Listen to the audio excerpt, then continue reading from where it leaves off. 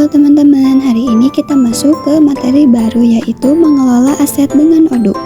Di video kali ini kita akan mendapat panduan cara untuk mengelola aset di Odoo.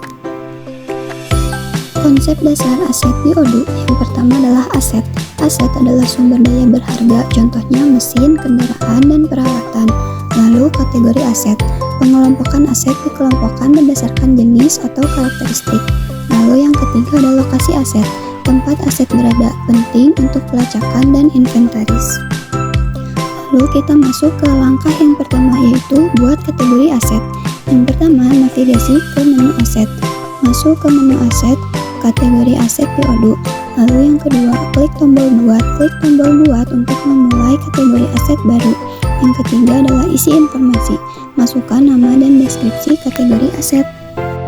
Lalu langkah yang kedua adalah buat lokasi aset.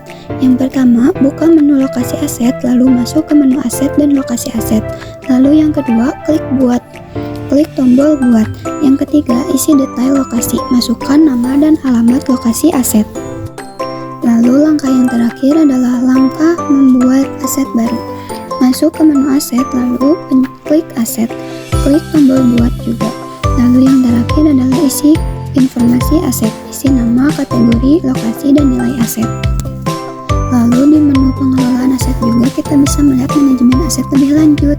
Yang pertama depresiasi aset, yang kedua pemeliharaan aset, dan yang ketiga laporan aset.